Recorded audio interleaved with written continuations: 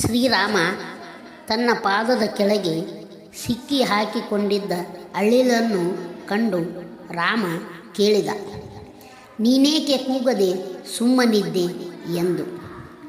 ಆಗ ಅಳಿಲು ಹೇಳಿತು, ಯಾರನ್ನು ಕೂಗಲಿ ಭಗವಂತ, ನೀನೇ ತುಳಿದ ಮೇಲೆ ಎಂದೆನ್ನುವುದು.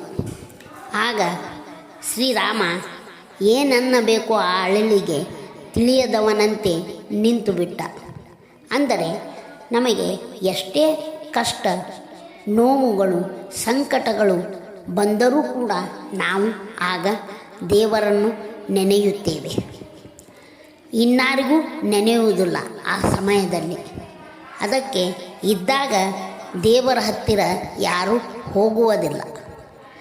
ಕಷ್ಟ ಬಂದಾಗ ಕೂಗಿ ಕೂಗಿ ಆತನ ನೆರಳಿಗೆ ಹೋಗ ಬಯಸುತ್ತೇವೆ.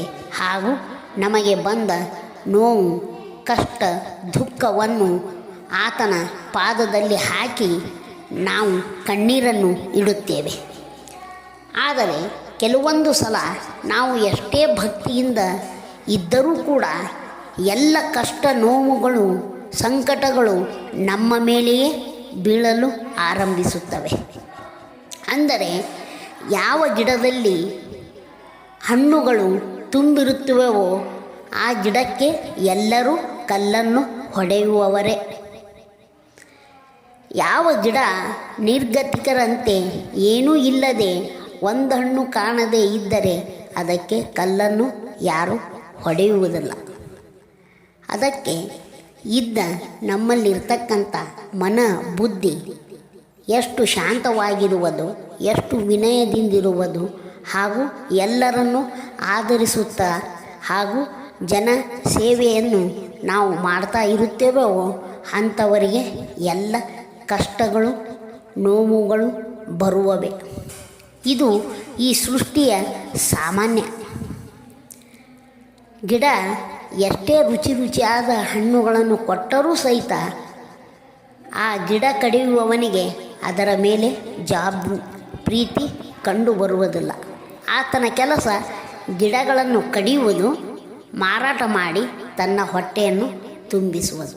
ಹೀಗೆ ಆ ಅಳಿಲು ಕೂಡ ಶ್ರೀರಾಮನ ಕೆಲಸಕ್ಕೆ ಬಂದಾಗ, ಆ ಕೋಟೆಯನ್ನು ಕಟ್ಟುವಾಗ, ಬ್ರಿಡ್ಜನ್ನು ಕಟ್ಟುವಾಗ ಶ್ರೀರಾಮನು ಆಗ ತನ್ನ ಕಾಲಿನ ಕೆಳಗೆ ಆ ಅಳಿಲನ್ನು ತುಳಿಯುವನು. ಅಳಿಲು ಎಷ್ಟೊತ್ತಿದ್ರೂ ಅದು ಕಿರಿದಾಗಿರುತ್ತದೆ.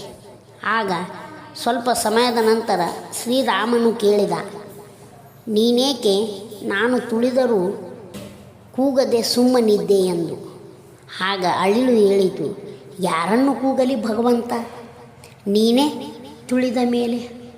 ಕೆಲವೊಂದು ಸಲ ನಾವು ಭಗವಂತನು ಎಲ್ಲವನ್ನೂ ನೋಡುತ್ತಿರ್ತಾನೆ, ನೋಡಿಯೂ ಕೂಡ ನಮ್ಮ ಕಷ್ಟ, ನಷ್ಟ, ದುಃಖ, ನೋವುಗಳನ್ನು ಸುಮ್ಮನೆ ಇರುವನು. ಅಂದರೆ ನಮ್ಮ ಕರ್ಮಗಳು, ಜನ್ಮ ಜನ್ಮಾಂತರದಿಂದ ಬಂದ ಕರ್ಮಗಳು ತೀರುವ ತನಕ ಆ ದೇವನು ನಮಗೆ ಮುಂದಿನ ದಾರಿ ತೋರಿಸುವುದಿಲ್ಲ. ಅದಕ್ಕೆ ಆ ಅಳಿಲು ಕೂಡ, ನೀನು ತುಳಿದ ಮೇಲೆ ಯಾರನ್ನು ಕೂಗಲಿ, ನನಗೆ ಬಹಳ ದುಃಖವಾದರೆ ನಾನು ನಿನ್ನನ್ನೇ ಕೂಗಬೇಕು, ಆದರೆ ನೀನೇ ನನಗೆ ತುಳಿದ ಮೇಲೆ ನಾನು ಯಾರನ್ನೇ ಕೂಗಲಿ ಅಂತಂದು ಹೀಗೆ ಅಳಿಲಿನ ಮಾತು. ಧನ್ಯವಾದ.